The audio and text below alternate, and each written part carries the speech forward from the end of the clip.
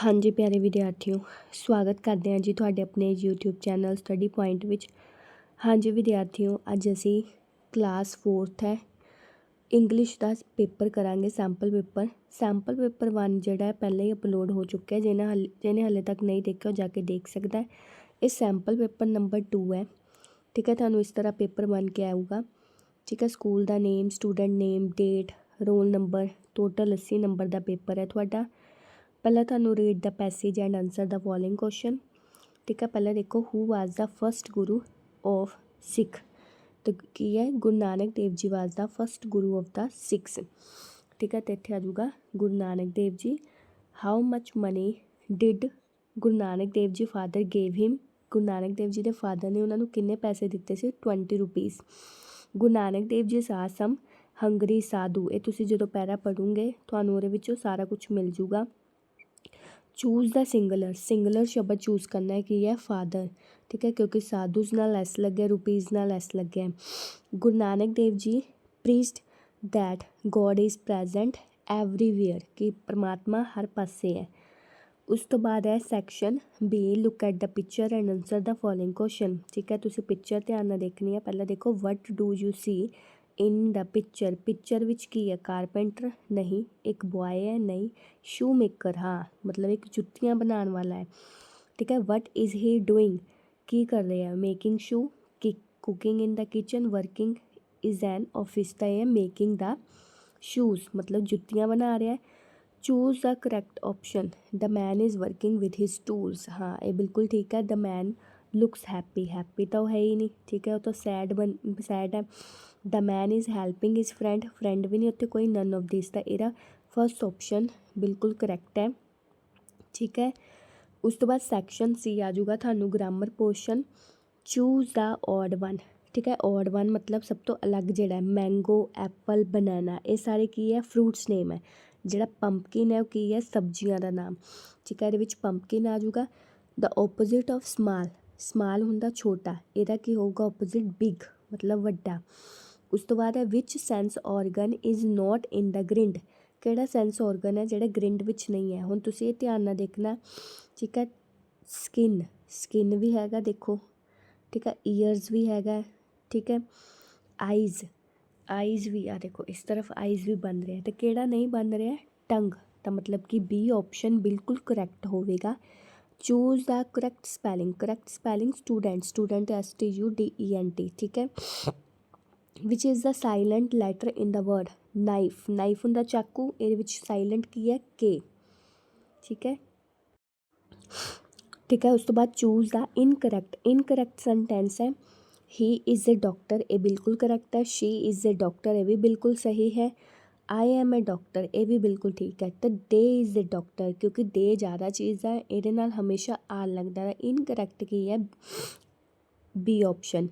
Which of the following is not a noun, ये noun शब्द केड़ा नहीं है?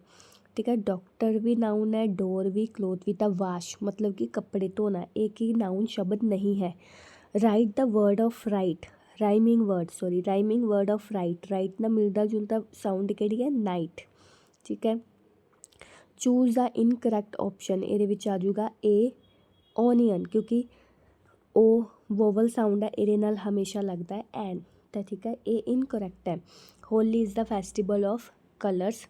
चूज़ द प्लूरल होगा जिहदे नाल एस लग्या, मतलब कि फ्लावर्स। ठीक है बच्चों, ही हैज़ डैश ऑरेंज, तो इत्थे आऊगा एन क्योंकि वोवल साउंड है। ठीक है, AEIOU ये सारे वोवल साउंड है, इन्हां नाल हमेशा लगता है एन। ठीक है, तो हुण ऑरेंज है, ओ तो शुरू इहदे नाल लगूगा एन। उस तो बाद तुहानूं क्वेश्चन आंसर आऊगे जिहदे विचों तुसीं सिर्फ 6 क्वेश्चन करने हैं। What did the third son bring, third son ने की खरीदा सी? इत्थे लिखांगे असीं द थर्ड सन ब्राउट मतलब BOUGHT बाउट ए कॉटन, मतलब उन्हें की खरीदिया सी? कॉटन खरीदिया सी। Why do we wear seat belt, असी सीट बेल्ट क्यों पाते हैं? इत्थे लिखांगे फॉर अवर सेफ्टी लिए पाते हैं। Which day celebrated at children day? 14 नवंबर। ठीक है, इत्थे लिखांगे 14 नवंबर। How many friends were there, मतलब कि किन्ने फ्रेंड्स सी, देयर वर 5 फ्रेंड्स, ठीक है 5 फ्रेंड्स सी गोलू गैंग वाला।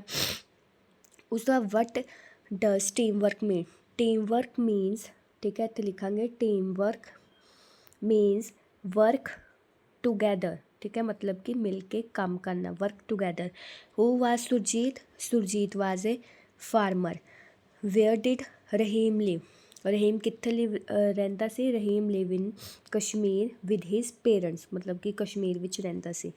उस तो बाद write the name of public place, public place देखो किहड़े किहड़े हुंदे आ, जिवें बस स्टैंड हो गया, ठीक है हॉस्पिटल मतलब जिथे सारी पब्लिक जाती है, हॉस्पिटल हो गया, पार्क, पार्क लिख सकते हो, ठीक है बस स्टैंड, हॉस्पिटल, पार्क। होर तुसी लिख सकते हो स्कूल, स्कूल भी एक पब्लिक प्लेस है, ठीक है। उस तो बाद लाइब्रेरी, ठीक है लाइब्रेरी भी एक पब्लिक प्लेस है। इस तरह तुसी सारे पब्लिक प्लेसां दे नाम लिखते हैं। उस तो बाद make sentence for the following word, make sentence लिखने हैं, ठीक है फेस्टिवल, ठीक है Diwali is the festival of light, तुसी ये लिख सकते हो। सिख, गुरु Nanak Dev ji was the first guru of six, ठीक है। सिस्टर इत्थे लिख सकते हो my sister name is Sita या रमन, कुछ भी माई सिस्टर नेम इज़, इस तरह फॉलोइंग बना सकते हो मेक द सेंटेंस।